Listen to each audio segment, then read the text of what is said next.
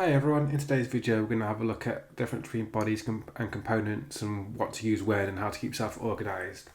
So what we've got here is a model of a watch that I've been doing for another video that will be coming out soon.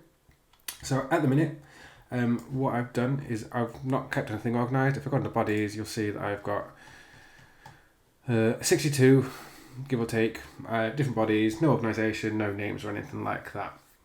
But the point is, as I was doing it, I made sure everything was like separate so I could turn things on and off. So bodies created, like normally what will happen is if you just go create a sketch, extrude, revolve, loft, anything like that, it will create a body.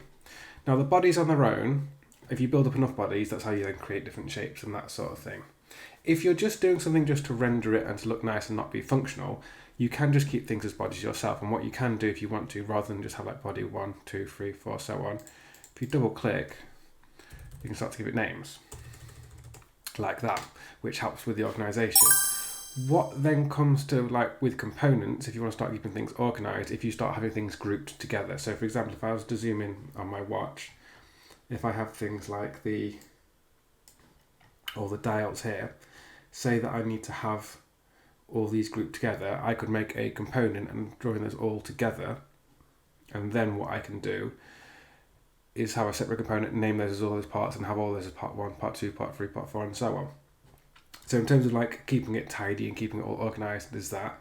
It's also important when you come into doing your technical drawings. So if you need to have a technical drawing, so if you go from design into drawing and go from design, you need to have components, because if you don't, the drawings will just ignore all bodies. So once you start doing your drawings, into the technical drawing side of things, it will only acknowledge all the components that you have, otherwise it will just assume everything is one solid piece.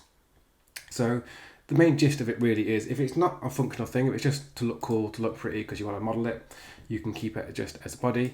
But if it needs to be functional or needs to be actual technical, you need to go components. Now, what I tend to do is start a sketch and I start going, and then I sort of work my way out from there. So I find if I try and start too organised from the beginning, I kind of disrupt the flow of how I'm thinking. So what you can do is from those bodies, then you can right click and you can go to create component from body, and then it'll come down here. You got components and you can give them names that way. And then what you can do is you can drag other bodies into those components there, and then what you'll find is inside this component, I've now got all those bodies that I wanted. The only annoying thing about that sometimes is all the sketches that came with those bodies are still going to be at the top level of the assembly under sketches.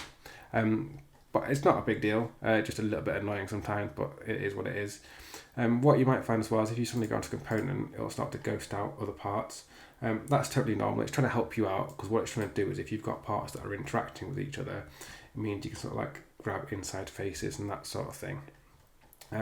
The other way you can do it, so if you're going to be super organised, I suppose technically the way you should do it from day one, and oh, by the way, sorry, just if it's ghosted out, if you want to get rid of the ghosting out, if you just come up here and click on that, it'll go away.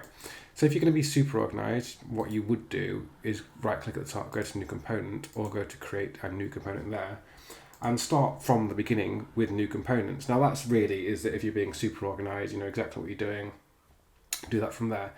It's just not the way I tend to do it, because I like to just sort of like do it and like get all the ideas out of my head onto the screen first, and then I sort of keep myself organised from that afterwards.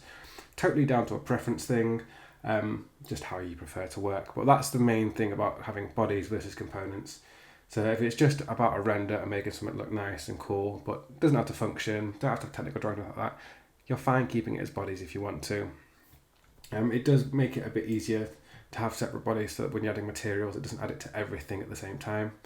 The other thing will be, so if you need to be functional or you need technical drawings from it, components are the way to go.